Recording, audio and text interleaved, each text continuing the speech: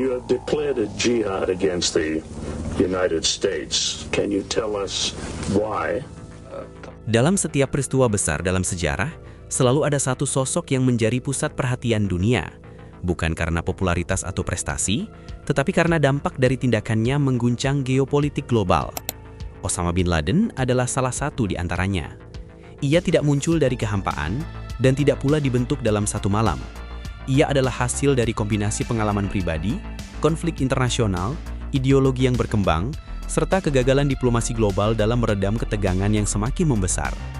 Untuk memahami mengapa ia menjadi salah satu tokoh paling kontroversial abad ke-21, kita harus memulai dari awal, dari akar kehidupannya, dari perjalanan pemikiran yang membentuknya, hingga jaringan kekerasan yang akhirnya mengguncang dunia. Inilah kisah yang tidak hanya membahas siapa Osama bin Laden, tetapi juga bagaimana ia terbentuk oleh zaman dan peristiwa di sekelilingnya.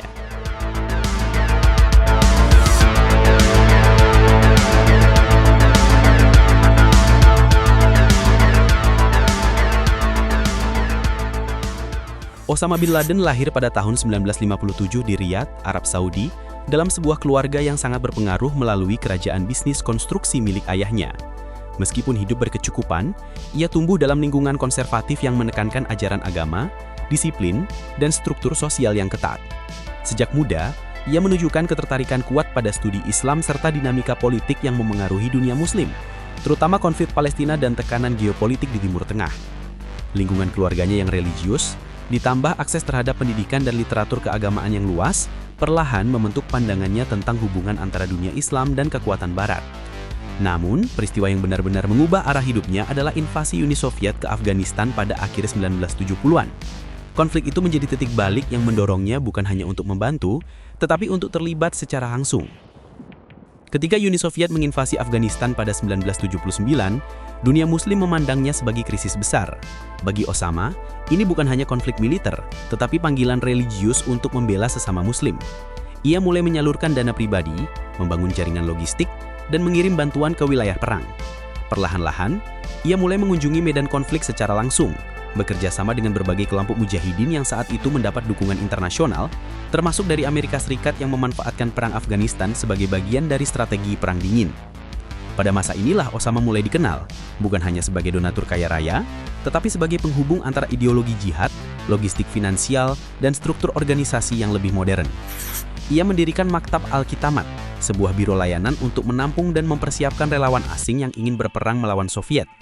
Disinilah bibit awal jaringan global mulai terbentuk, sebuah jaringan yang kelak dikenal sebagai Al-Qaeda. Setelah pasukan Soviet mulai mundur pada akhir 1980-an, Osama menyadari bahwa jaringan yang terbentuk selama perang memiliki potensi lebih besar dari sekedar kelompok perlawanan. Pengalaman bertempur, kemampuan logistik, pendanaan serta relasi antar negara telah membentuk sebuah struktur yang dapat digerakkan secara global. Dari sinilah Al-Qaeda lahir, sebuah organisasi yang tidak lagi fokus pada perang lokal, tetapi pada visi global, melawan pengaruh Barat di dunia Muslim, menumbangkan pemerintahan yang dianggap korup, dan memperluas ideologi jihad internasional.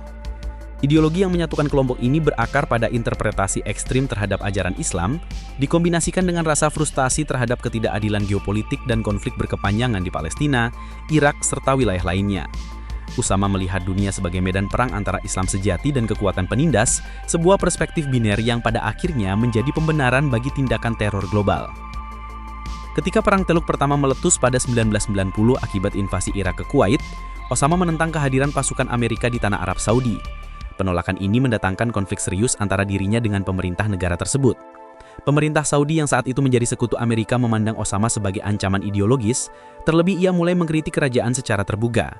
Ketegangan ini akhirnya membuat Osama diasingkan dan dicabut kewarganegaraannya. Pengusiran ini bukan akhir dari aktivitasnya, tetapi justru mempercepat proses radikalisasi. Ia pindah ke Sudan, membangun basis baru dan memperkuat jaringan Al-Qaeda dengan dukungan kelompok ekstremis di Afrika Utara dan Timur Tengah. Masa inilah yang menghubungkan Al-Qaeda dengan berbagai gerakan radikal di wilayah lain, menjadikannya jaringan teror transnasional yang semakin sulit dilacak. Pada pertengahan 1995, Al-Qaeda mulai terlibat dalam sejumlah serangan besar, termasuk pemboman kedutaan Amerika di Kenya dan Tanzania pada 1998. Serangan-serangan ini menunjukkan bahwa jaringan tersebut tidak lagi sekedar kelompok ideologis, tetapi sudah memiliki kemampuan strategis yang matang, intelijen kuat, komunikasi global, dan operasi yang terencana rapi. Puncak dari semua ini adalah tragedi 11 September 2001, serangan paling mematikan yang pernah terjadi di tanah Amerika. Serangan tersebut bukan hanya menewaskan ribuan orang, tetapi juga mengubah arah sejarah geopolitik dunia secara drastis. Dalam pandangan Osama, aksi itu adalah pukulan simbolis terhadap negara yang ia anggap sebagai musuh utama dunia Islam. Namun bagi dunia, itu adalah deklarasi perang dari kelompok teror yang mampu beroperasi tanpa batas negara dan tanpa kejelasan struktur militer tradisional. Setelah peristiwa 9 September, Amerika Serikat melancarkan invasi ke Afghanistan dengan tujuan utama menggulingkan rezim Taliban dan menangkap Osama bin Laden. Namun struktur Al-Qaeda yang terdesentralisasi membuatnya sulit dilacak. Osama memanfaatkan jaringan suku lokal, wilayah pegunungan yang luas dan dukungan dari simpatisan untuk bersembunyi di perbatasan Afghanistan-Pakistan. Selama masa pelarian ini, Al-Qaeda tetap berfungsi, meskipun tidak sekuat sebelumnya. Ideologi mereka menyebar melalui berbagai kelompok afiliasi di Timur Tengah, Afrika, hingga Asia Tenggara. Ini menunjukkan bahwa Al-Qaeda bukan hanya bergantung pada Osama secara langsung, tetapi telah menjadi jaringan yang hidup dengan dinamikanya sendiri. Setelah hampir 1 dekade pelarian, Osama ditemukan bersembunyi di Abu Tabat, Pakistan dalam sebuah kompleks yang tampak biasa, namun memiliki sistem keamanan internal yang khas. Pada Mei 2011, operasi militer Amerika, Navy SEAL Team 6 melancarkan serangan yang menewaskannya. Kematian itu dianggap sebagai kemenangan simbolis dalam perang melawan teror, meskipun tidak sepenuhnya menghentikan aktivitas kelompok ekstremis lain yang terinspirasi oleh ideologinya. Peristiwa ini menandai akhir dari perburuan tokoh yang dianggap sebagai otak di balik jaringan teror global paling besar di awal abad ke-21. Namun pada kenyataannya, dampak dari gerakan yang ia rintis tetap berlanjut melalui kelompok-kelompok baru yang membawa ideologi yang sama dalam bentuk yang berbeda. Meskipun Osama bin Laden telah mati, ideologi yang ia kembangkan tidak padam begitu saja.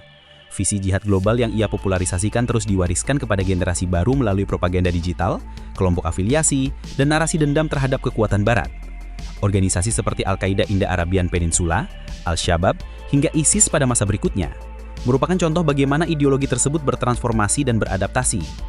Dampak dari pengaruh Osama tidak hanya dilihat pada kelompok teror, tetapi juga pada kebijakan luar negeri negara besar, peningkatan pengawasan global, serta perubahan struktur geopolitik di Timur Tengah.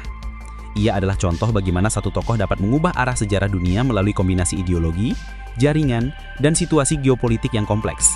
Memahami tokoh seperti Osama bukan berarti membenarkan tindakannya, tetapi untuk melihat bagaimana elemen-elemen kompleks dapat membentuk figur ekstrem dalam sejarah modern. Dengan memahami proses terbentuknya sosok seperti ini, dunia bisa belajar bagaimana mencegah lahirnya ekstremisme serupa di masa depan.